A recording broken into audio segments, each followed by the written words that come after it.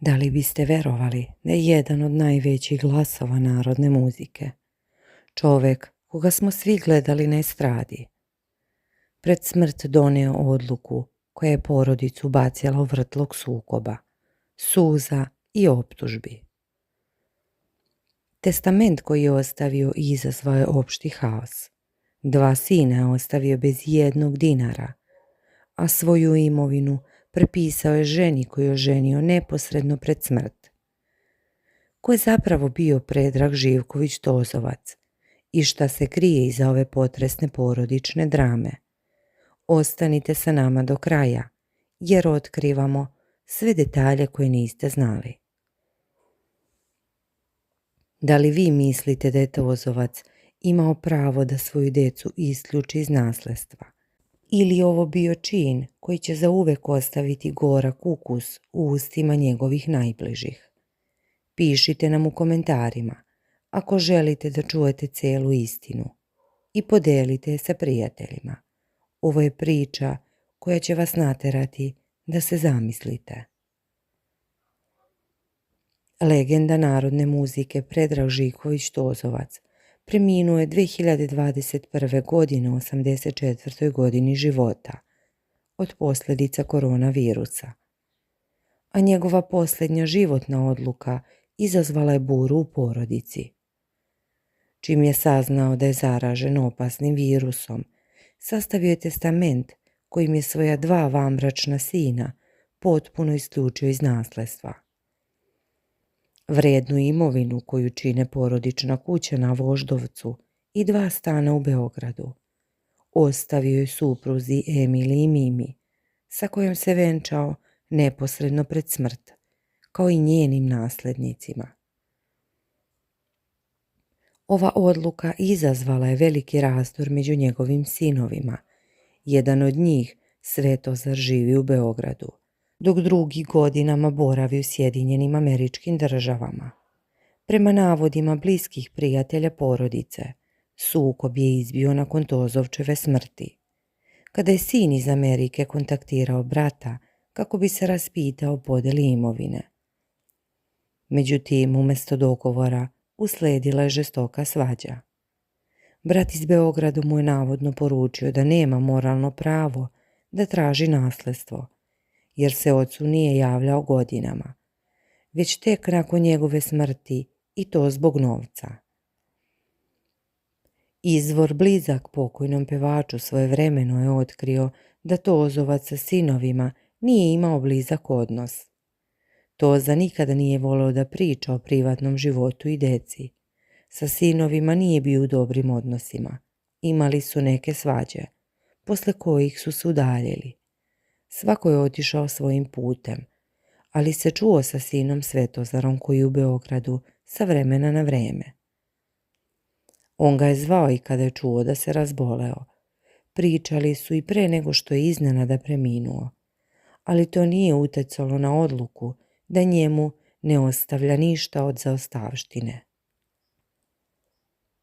Prijatelj porodice Živković otkrio je i kako su Tozovčevi sinovi se ponašali posle smrti, ali i koliko je pevač bio vezan za suprugu Mimi. Svetozar se nije pojavio na sahrani, da ne bi skretao pažnju javnosti na sebe, ali je ocu položio cveće na grob kada su se svi razišli. Drugi sin, onaj što živi u Americi, od njega nema ni traga ni glasa. Za oca nije ni pitao, ali je kontaktirao sa bratom da se raspita oko podele imovine iz testamenta koji je Tozovac napisao. Nije mu bilo prijatno kada je čuo da je sve prepisao Mimi i njenim naslednicima. Sa Miminom decom je bio neuporedivo bliski nego sa sopstvenom, što je nakon njegove smrti izazvalo pravi gnev njegovih bioloških naslednika. Tozovac je Mimu najviše voleo. Bili su, kako se kaže, jedna duša u 2 tela. Iako su njegovi vanbračni sinovi sa kojima tokom života gotovo nikada nije bio u kontaktu, sada potraživali deo nasledstva, Tozovac je bio nepokolebljiv u svojoj odluci. Sahranjen je u aleji zaslužnih građana na novom groblju, a tek nakon njegove smrti isplivali su porodične razmirice koje su bacile senku na uspomenu na velikog umetnika. Tozovac je preminuo 2021. godine u 84. godini života, ostavivši za sobom bogatu muzičku karijeru, ali i komplikovanu porodičnu priču. Kako saznaju mediji, pevačevi vanbračni sinovi, sa kojima tokom života gotovo da nije bio u kontaktu, sada potražuju deo nasledstva. U želji da se imovina koju je Tozovac stekao tokom decenija uspešne karijere ravnopravno podeli. Među njima je izbio ozbiljan sukob. Ova priča podsjeća na mnoge druge estradne drame koje su potresle javnost. Podsjećan je na slučaj Marinka Rokvića, koji nije sastavio testament, pa je njegovo nasledstvo pripalo zakonskim nasljednicima. Ili slučaj Halida Bešlića, koji je svu svoju imovinu ostavio supruzi Sejdi, sinu Dinu i unučićima. Svaka od ovih priča nosi sa sobom poruku o važnosti porodičnih odnosa i opraštanja.